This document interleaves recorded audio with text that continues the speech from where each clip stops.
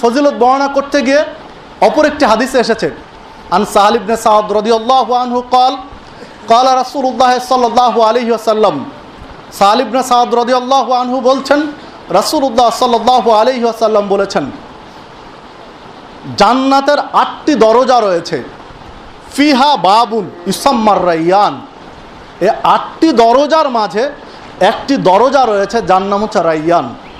লা ইয়াদখুলুহু ইল্লা সায়েম, সায়েম ব্যতীত কেউ, সিয়াম পালনকারী ব্যতীত কেউ এই দরজা দিয়ে প্রবেশ করতে পারবে না।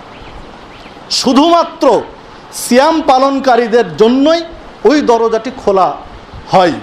সিয়াম পালনকারীরা যখন প্রবেশ করবে তখন ওই দরজাটা বন্ধ হয়ে যাবে, প্রবেশ শেষ, দরজা বন্ধ।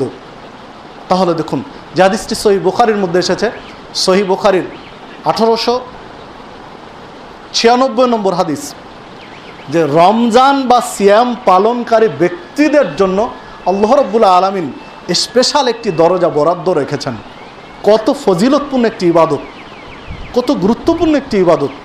নিঃসন্দেহে যারা সিয়াম পালন করি না তারা ওই দরজার হকদার হতে পারবো না, ওই দরজা দিয়ে ঢোকার কোনো সুযোগই পাবো না। অন্য একটি হাদিসে এসেছে, আন আবি হুরায়রা রাদিয়াল্লাহু আনহু قال قال رسول الله صلى الله عليه وسلم, আবু হুরায়রা রাদিয়াল্লাহু আনহু বলছেন, রাসূলুল্লাহ সাল্লাল্লাহু আলাইহি ওয়াসাল্লাম বলেছেন, মান সামা রমাদানা ঈমানান ওয়া ইহতিসাবান গুফিরা লাহু মা তাকাদ্দামা মিন যামবি, কোনো ব্যক্তি যদি রমাদান মাসে সিয়াম পালন করে, রমজান মাসে নেকির আশা নিয়ে আল্লাহর উপরে ভরসা রেখে ঈমানের সাথে যদি সিয়াম পালন করে, গুফিরা লাহু মা তাকাদ্দামা মিন যামবি, অতীতে যে পাপগুলো করেছে আল্লাহ রাব্বুল আলামিন তার পাপগুলো ক্ষমা করে দিবেন। সুবহানাল্লাহ। কিন্তু শর্ত দুইটি, একটা শর্ত হলো নেকির আশা থাকতে হবে, আর দ্বিতীয় শর্ত হলো আল্লাহর প্রতি পরিপূর্ণ আস্থা, বিশ্বাস থাকতে হবে। আল্লাহর উপর পূর্ণাঙ্গ আস্থা রেখে নেকির উদ্দেশ্য নিয়ে যদি কোনো ব্যক্তি সিয়াম পালন করে, এই সিয়ামের বিনিময়ে অতীতের পাপগুলো আল্লাহ ক্ষমা করে দেবেন। ওমান কামা রমাদানা ঈমানান ওয়া ইহতিসাবান গুফিরা লাহু মা তাকাদ্দামা মিন যামবি, অনুরূপভাবে কোনো ব্যক্তি যদি রমাদান মাসে নেকির আশায়, সওয়াবের আশায় আল্লাহর প্রতি বিশ্বাস রেখে সালাতুত তারাবি, রাত্রিকালীন সালাত আদায় করে, তাহলে ওই ব্যক্তির গুফিরা লাহু মা তাকাদ্দামা মিন যামবি, অতীতের পাপগুলো ক্ষমা করে দেন আল্লাহ রাব্বুল আলামিন।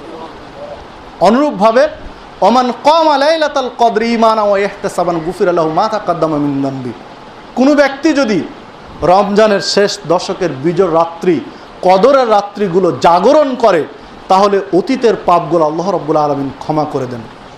সুবহানাল্লাহ, আল্লাহু আকবার। যে হাদিসটি সহিহ বুখারীর মধ্যে এসেছে, সহিহ বুখারীর 1901 নম্বর হাদিস।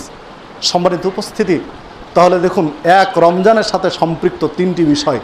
রমজানে সিয়াম পালন করলে, তারাবির সালাত আদায় করলে, রাত্রি জাগরণ করলে, লাইলাতুল কদরের রাত্রি জাগরণ করলে অতীতের পাপ আল্লাহ ক্ষমা করে দেন।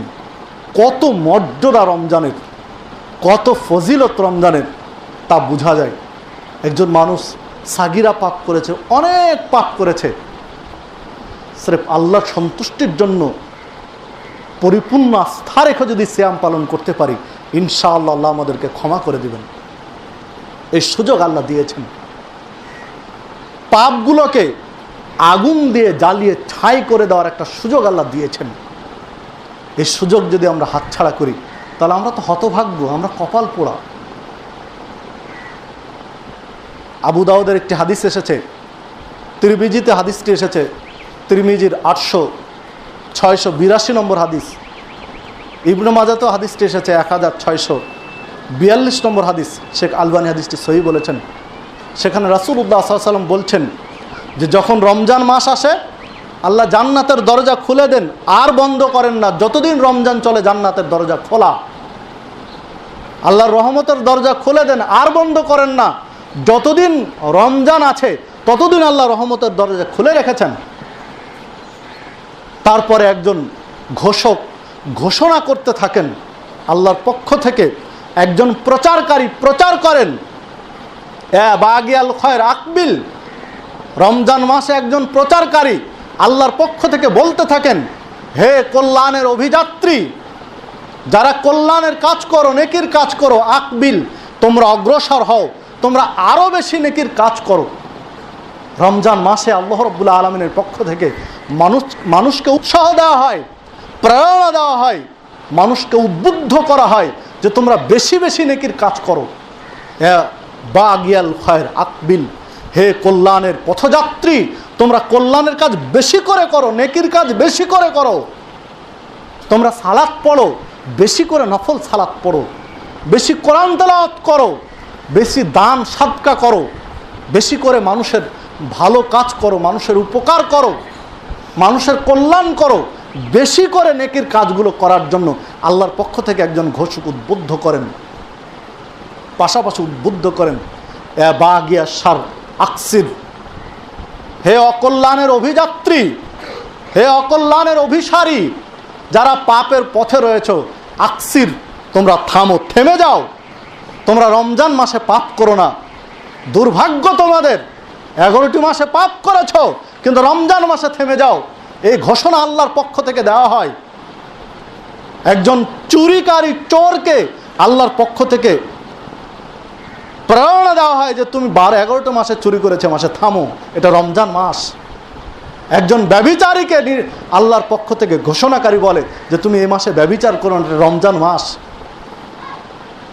একজন নেশাখোর, তামাক, বিড়ি, জর্দা, গুল, সিগারেট, যা কিছু রয়েছে, মদ, নেশাখোরকে আল্লাহর পক্ষ থেকে নির্দেশ, একটা ঘোষণা দেওয়া হয় যে মাসে তুমি এগুলো করো না।